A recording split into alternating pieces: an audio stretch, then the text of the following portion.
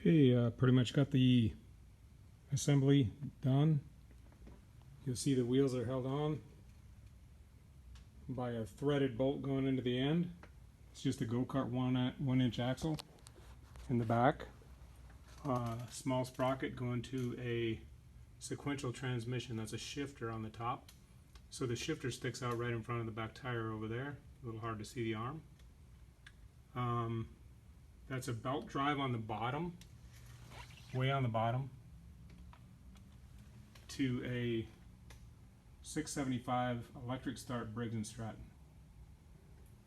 with a charge coil. So the battery is going to go right back in this tray. A little difficult to see because of the lighting, but the red handle is a tensioner that goes to a arm with a roller underneath. That's the belt tensioner.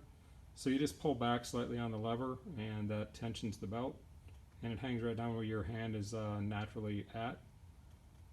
Did put a fuel shut off. My dad put a fuel shut off actually in the engine so we can run it out of fuel so it doesn't gum up the carburetor, because we are in California where there is unlimited amounts of ethanol in the fuel.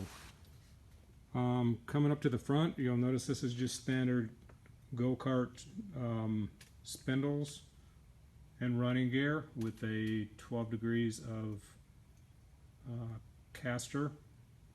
That helps the wheels stay straight. The footrest does fold up, and then there's a Longacre quick release right here. I'm actually going to end up cutting this steering down, but I didn't want it to be too short.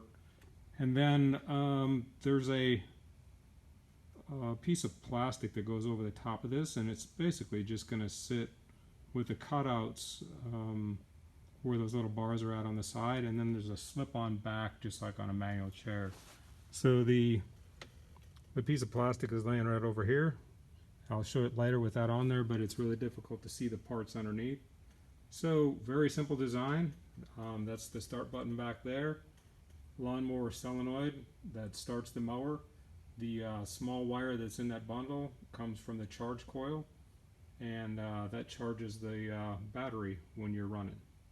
So very simple design, compact enough to go through the door on the RV, so I can use the super arm lift on the side of the trailer in order to lift this beast through there.